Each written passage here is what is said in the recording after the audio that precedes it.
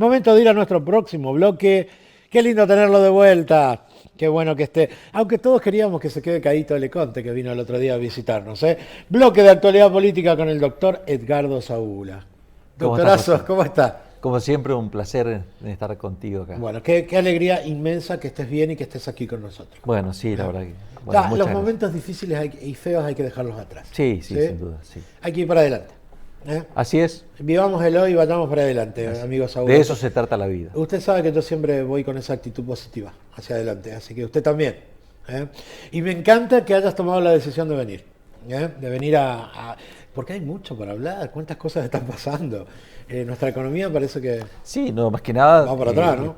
todo lo que es la prensa, sobre todo lo que es la televisión, está en esta cuestión de la pandemia, de la salubridad, pero hay un tema preocupante que el gobierno, como gobierno, debe preocuparse.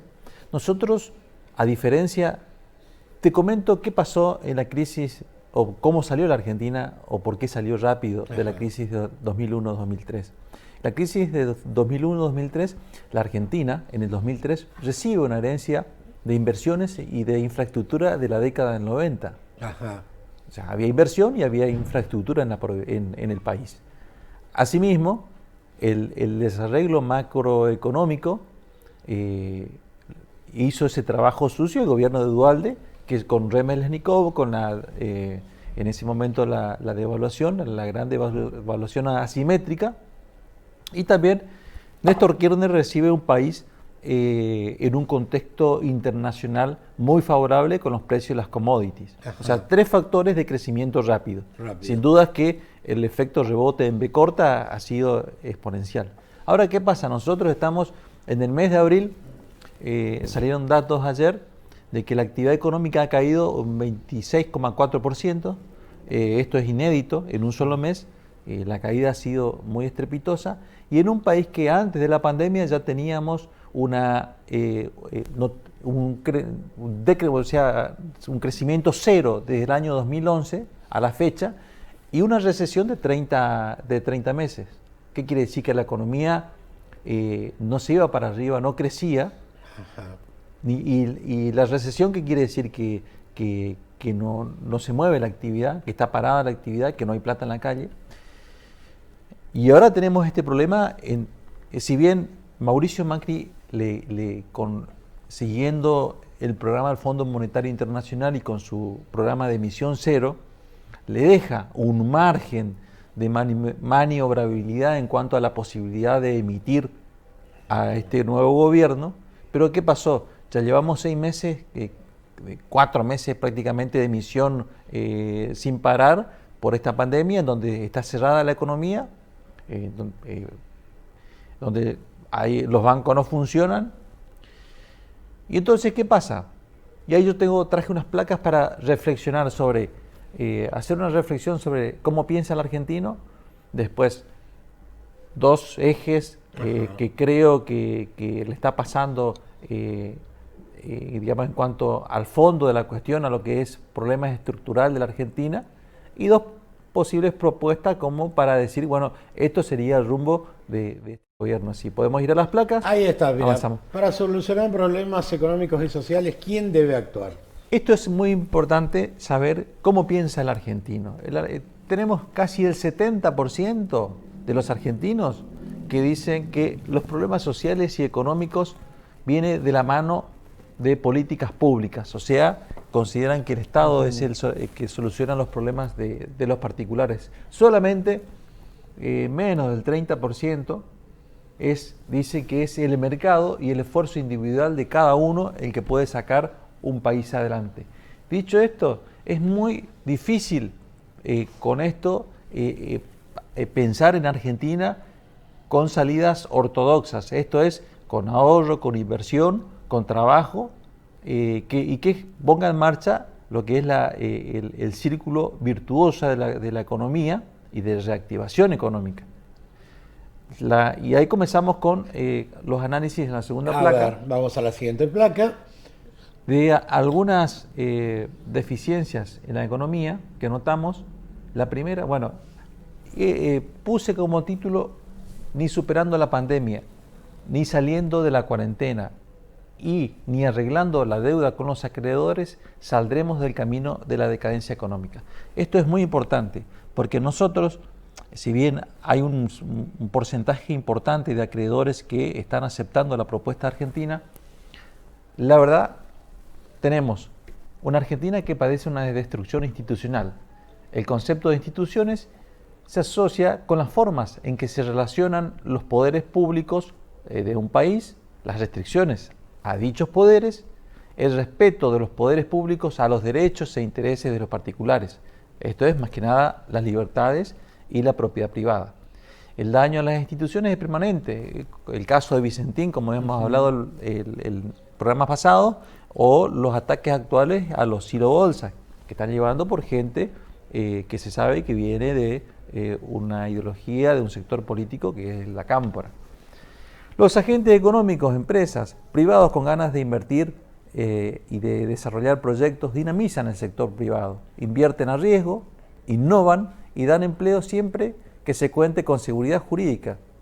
Y que esto es que la justicia haga cumplir las leyes y los contratos.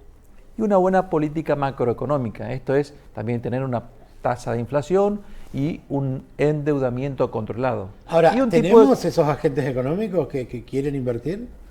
Esos agentes económicos no van a aparecer en tanto y en cuanto no haya ni seguridad jurídica ni una política ordenada.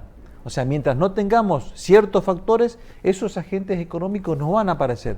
Y son esos agentes económicos los dinamizadores de la economía, no el Estado. El Estado no puede dinamizar porque es como que uno necesite dinero, recurre a su bolsillo. Y el Estado no tiene bolsillo. Los bolsillos son los privados, las empresas que generan riqueza. Pasamos a la segunda placa. Avanzamos a la siguiente placa. La Argentina padece de una destrucción de la infraestructura. Bueno, la infraestructura es un insumo adicional en la producción. La inversión en infraestructura potencia la productividad del capital y, por supuesto, el trabajo. Aumenta la competitividad con el mundo. ¿Sí? Podemos ser competitivos con Estados Unidos en el mercado chino. Pero ahí no tenemos eso. Y no tenemos una política, la infraestructura que tenemos está deteriorada, no tenemos infraestructura. Y te digo una cosa, José, estudiando los países a los que le va bien, los países tienen un gasto público en infraestructura del orden del 6% del Producto Bruto. Nosotros tenemos 0%. Sí. Hoy por hoy las rutas están abandonadas, hidrovías, puertos, ferroviarias, rutas, vías férreas. Siendo castigados por la pandemia. Claro, aquel productor que tiene que sacar de soja, la soja de Salta para llevar al puerto de Rosario, le sale más caro llevar de Salta a Rosario que de Rosario a China. Exacto. Entonces algo está pasando. En ese sentido no nos acompaña el Estado y en ese sentido no van a aparecer los agentes económicos porque el agente económico lo que busca es rentabilidad y tener ganancia como cualquiera de nosotros cuando tenemos un trabajo. Pero vamos a algunas propuestas para no quedarnos con solamente... bueno, acá digo que hay que reconvertir la matriz productiva del país y abrirnos al mundo. Esto no solo genera ingresos de divisas al país, los dólares que tantos necesitamos, sino también atrae inversión y la inversión genera trabajo. Sí. Y el trabajo en el sector privado es el trabajo más productivo y más digno que puede tener el individuo o el ciudadano argentino y no estar atado a 10 años a un plan social. Ahí no tenés proyecto de vida, no tenés dignidad, tenés muchas cosas que están relacionadas con lo que también es la parte psicológica del ser humano. Tampoco podemos tener en estos momentos divisas de organismos bilaterales porque tenemos cerrada el crédito internacional, no tenemos. Y la exportación de bienes y servicios está muy grabada, por lo tanto, ahí fíjate que la carne paga un arancel para exportar, para llevar al mundo de 9%, soja y sus derivados 33%, mientras que el maíz, trigo pagan un 12%. Estos aranceles son representan un freno a la actividad, dado que los productos, además, de verse obligado a especificar. Aparte, cuando se especifican, cuando estos se liquidan a los que han trabajado la tierra, reciben $1 a 30 pesos. Es cierto. Es, digamos, una desproporción terrible, y ese mismo productor que recibe $1 a 30 pesos debe comprar insumos que es importado a $1 oficial, cerca de 96, 97 pesos. O sea, la propuesta es bajar aranceles para que ese flujo de capital que ingresa se vuelque más a la inversión, lo que conlleva a más trabajo, que siempre decimos. Ajá. Y la última placa, Avanzamos, a ver. la disminución del empleo público. Oh, ese es un pedido eterno, ¿no? El Estado no debe funcionar como agencia de empleo en ninguna economía. Si se le permite al sector privado crecer y desarrollarse, muchas de esas personas podrían ser reubicadas tranquilamente en el sector privado y pasarían a ser parte de la masa salarial que aporta al sistema estatal. Como consecuencia de ello, tendríamos un Estado más solvente, más reducido y destinado y abocado a salud, a educación, a seguridad, a justicia, el Estado necesario que necesitamos para garantizar ese marco de seguridad que necesitamos para la inversión, para la convivencia civilizada. Distintas estimaciones han llegado a la conclusión de que aproximadamente un tercio, o sea, hablamos de casi 1 millón de empleados públicos, solamente ejercen funciones no esenciales, o sea, que no son básicas como salud, como educación ni seguridad. Mucho empleado administrativo, mucha burocracia tenemos. Claro, y esto también, esto puse porque es fundante. El empleado público no debe ver esto con temor. Con temor. No, porque la propuesta de esto consiste básicamente en traspasar de este sector de empleo al sector privado productivo, en donde puede tener mucha más ganancia, incluso puede ganar el doble o el triple Exacto. de lo que gana en una oficina burocrática y casi sin ninguna función. A eso hay que apuntar. Pero por eso el Estado no deja crecer, Claro. lo privado. No le conviene, pierde sus empleados públicos. Yo creo que en estos momentos, Piensan lamentablemente tenemos solamente un ministro un ministro de deuda, no un ministro de economía. Creo que el último ministro de economía ha sido Roberto Lamagna, con una talla de liderazgo dentro de lo que es la cartera económica. Lo ha sido Domingo Cavallo, lo ha sido Roque Fernández en su momento. Eran ministros que imponían sus políticas, explicaban, tenían su equipo de prensa, su equipo de finanzas, quienes hacían propuestas de deuda, quien motorizaba el sector, la macroeconomía, los distintos sectores productivos del país. Sin embargo, hoy por hoy, lamentablemente, conocemos a la empresa Vicentín, que hoy por hoy tenemos la buena noticia de que el juez de la quiebra está pidiendo a la FIP que le deje exportar a la firma para que pueda generar y pueda distribuir entre sus acreedores. Y hablando del sistema de quiebra, es fundamental también que hoy por hoy se dejen a las empresas que tienen muchos pasivos que se acojan al sistema de concursos y quiebras para poder ordenar sus deudas con todos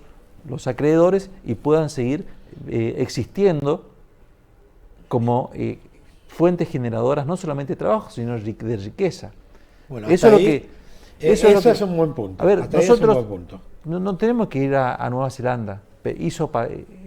Por ese camino transitó Perú, comenzó a transitar Perú. Por ese camino comenzó a transitar Colombia, Paraguay, Chile, Uruguay. Nosotros con esta caída económica y con estos cierros, con la caída económica que estamos por sufrir, con esta hibernación, con este parate económico fruto de la pandemia, nosotros vamos a volver al año 2002, mientras que Chile, por ejemplo, con su economía y con el parate que tuvo y que está teniendo por la pandemia, va a quedar en el año 2014. O sea, porque tienen más respaldo financiero, no solamente externo, sino también interno. Nosotros somos un país casi de frontera, diríamos, un país marginal, nos estamos cayendo del mundo y no podemos seguir con un presidente que tenga un relato que castigue al sector que más dinero genera al país. Tremendo. Muy bien analizado el tema de hoy. Esto va a seguir, es un debate que va a seguir porque evidentemente sigue todo parado, sigue la pandemia, sigue la cuarentena, sigue todo detenido. Así que es un tema que vamos a seguir analizando. Uno de los temas que vamos a hablar la semana siguiente, José, es del teletrabajo, porque se está planteando una cuestión, Exacto. es un buen tema, creo que es un buen camino, y hay algunas cosas que hay que analizar. Seguro que sí. Doctor Zabula, para consultas de tipo profesional, ¿dónde lo encontramos? Pueden hacerlo al 3794-3545-52. Que tenga una buena semana, doctor. Igualmente, un buen fin de semana para vos, José, y para la audiencia. Y para adelante, recuerde. Gracias. Gracias por la visita. Hermosa visita, excelentemente. Estos temas por ahí son complicados de analizar, pero está bueno cuando te traen tantos datos para entender un poquito mejor en qué situación económica está nuestro país.